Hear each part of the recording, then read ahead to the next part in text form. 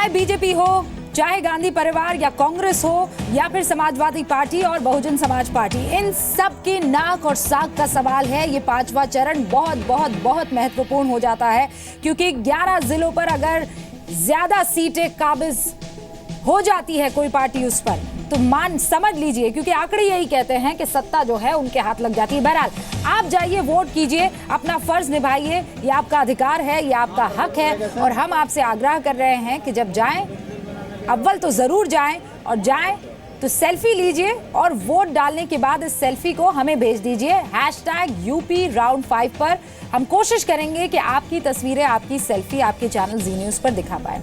अब अमेठी और अयोध्या की 2 तस्वीरें हैं, कुछ ही देर पहले ली गई ये तस्वीरें हैं। अमेठी में देखिए, अति संवेदनशील इलाके हैं, आपको समझना होगा इन 11 जिलों में, और इसीलिए भारी पुलिस का बंदोबस्त है। इस चरण में आपको बता दूं 2351 मतदान केंद्रों को बहुत संवेदनशील श्रेणी में रखा गया है, और इसीलिए मतदान प्रक्रिया पर नजर रखने के लिए 52 सामान्य पर्यवेक्षक जो है वो यहाँ पर रखे गए। बहरहाल हमारे साथ अलग अलग रिपोर्टर्स मौके पर मौजूद हैं।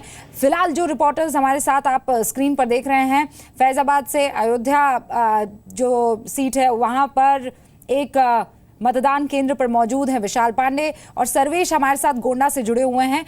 जल्दी से यहाँ पर जिस तरीके के मुद्दे हैं उनको समझने की कोशिश करते हैं, और कितना दिलचस्प इस बार का यहाँ पर चुनाव है वो समझने की कोशिश करते हैं। सबसे पहले विशाल, मैं आपके पास आऊँ उससे पहले सर्वेश, क्योंकि पिछले बुलेटिन में कुछ मुद्दों की बात कर रहे थे गोंडा को लेकर, उस पर थोड़ा सा डिटेल और मांग लेते हैं, और फिर मैं विशाल आपके पास आऊंगी। सर्वेश, कुछ ही मिनट में जरा बता दीजिए कि और कौन कौन से अहम मुद्दे हैं जिसे लेकर गोंडावासी इस बार मतदान करेंगे 7 सीटों पर।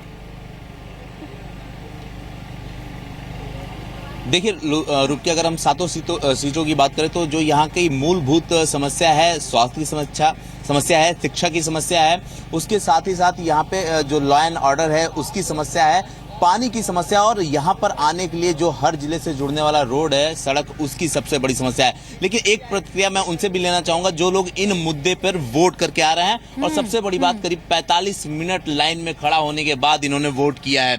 मैं आपसे जानना चाहूंगा कि आप बहुत देर तक वेट करती रही, अभी आपने जो वोट किया, आपके दिमाग में क्या मुद्दे हैं कि आपके शहर से कौन सी चीजें बदलनी चाहिए? इसलिए विकास की बढ़ोतरी हो और अच्छी और शिक्षा पाना चाहते हो।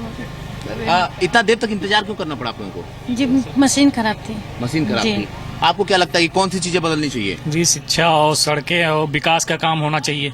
विकास का काम होना चाहिए। आपको क्या लगता है कि कौन सी ऐसी बड़ी समस्या है? सबसे बड़ा मुद्दा है, भ्रष्टाचार खत्म होना चाहिए, उसके बाद विकास। भ्रष्टाचार खत्म हो तो समझे विकास हो गया। आप तो यूथ हैं, और यूथ की सबसे ज्यादा चर्चा होती है, हर पार्टी यूथ पे दाव लगाती है। आपको क्या लगता है कि कौन सी ऐसी चीजें जो बदलनी चाहिए आपके शहर से? सबसे पहले तो हम लोग के जो एरिया यहाँ पे सबसे बड़ी समस्या रोड की है। रोड, लाइट, ये सब की बहुत बड़ी समस्या है। अगर रोड की समस्या सही हो जाती है, भ्रष्टाचार खत्म हो जाता है, तो युवाओं को ज्यादा से ज्यादा अच्छे ढंग से रोजगार मिल सकेगा। हम लोग को बाहर नहीं जाना। आपको बताएं कि ये रूपका जो सबसे बड़ी समस्याएं यहाँ की यही हैं, उसमें से बाढ़ जो है वो सबसे बड़ी समस्या है, क्योंकि बाढ़ की वजह से तमाम लोग यहाँ से पलायन कर चुके हैं। तो इन सारे मुद्दों को लेकर इस बार गोंडा वोट करेगा, लेकिन इस बार गोंडा से इन सभी कद्दावर नेताओं की जो राह है वो आसान नहीं है रूपिका। और तरफगंज सीट पर तो बाहुबली वर्सेस बाहुबली है, चाहे वो समाजवादी पार्टी की तरफ से आए हों, चाहे वो बीजेपी की तरफ से आए हो, और यही जो चीज़ है, यही जो सीन है वो वहाँ फैजाबाद में भी नजर आ रहा है। विशाल, फैजाबाद में भी गोसाईगंज सीट जो है उसमें भी तो एक तो संवेदनशील है, चाहे वो समाजवादी पार्टी हो या फिर बीजेपी, वहाँ के भी बाहुबली मैदान में है, और बीजेपी ने तो 5 में से 4 सीटें जो हैं वहाँ बाहरियों को ही तरजीह दी है। बिल्कुल रुबिका, यहाँ पर अगर हम गोसाईगंज विधानसभा की बात करें तो वो सबसे ज़्यादा संवेदनशील विधानसभा है, और उसके 31 बूथों को अत्यंत संवेदनशील बूथों की श्रेणी में रखा गया है, क्योंकि वहाँ पर 2 बाहुबली आमने सामने चुनाव लड़ रहे हैं। समाजवादी पार्टी के सिटिंग विधायक हैं अभय सिंह, वो चुनाव लड़ रहे हैं, और दूसरी तरफ बीजेपी अपना दल के उम्मीदवार हैं खब्बू तिवारी, वो वहाँ पर बीजेपी के प्रत्याशी हैं, चुनाव लड़ रहे हैं। इसलिए गोसाईगंज सीट पर सबसे ज़्यादा निगाहें हैं फैजाबाद की, क्योंकि 2 बाहुबली आमने सामने चुनाव लड़ रहे हैं, इसलिए सबसे ज़्यादा संवेदनशील विधानसभा है गोसाईगंज। गोसाईगंज। दूसरी बात, बीजेपी ने 5 विधानसभा में से 4 सीटों पर बाहरियों पर दांव लगाया है। बीकापुर विधानसभा पे बीजेपी ने राष्ट्रीय लोकदल के प्रदेश अध्यक्ष रहे मुन्ना सिंह चौहान की पत्नी शोभा सिंह को टिकट दिया है। यहाँ की मिल्कीपुर सीट पर बाबा गोरखनाथ को टिकट दिया है। इसके अलावा अगर अयोध्या की बात करें तो वेद प्रकाश गुप्ता, जो कि पहले बीएसपी से चुनाव लड़ चुके हैं, उनको यहाँ पर टिकट दिया गया है। तो इस तरह से यहाँ पर 4 सीटों पर बाहरियों पर दांव लगाया है बीजेपी ने, और एक सीट जो कि रुदौली पर उनकी सिटिंग एमएलए हैं रामचंद्र यादव, उन्हीं को दोबारा टिकट दिया है। तो बीजेपी की यहाँ पर कड़ी अग्नि परीक्षा है, क्योंकि प्रधानमंत्री नरेंद्र मोदी फैजाबाद जिले में चुनाव प्रचार के लिए अब नहीं आए इस यूपी विधानसभा में। तो ऐसी स्थिति में बीजेपी के सामने स्थिति यह है कि जब 4 बाहरियों पर दांव लगाया है तो उनमें से कैसे सीटें निकालकर वो सामने आते हैं, क्योंकि ये सपा का गढ़ रहा है, कभी यहाँ पर बसपा कुछ सीटों पर आगे रही है। तो कहीं ना कहीं सबसे ज्यादा चैलेंज यहाँ पर बीजेपी के सामने ही है। रूबिका, विशाल बने रहिएगा हमारे साथ।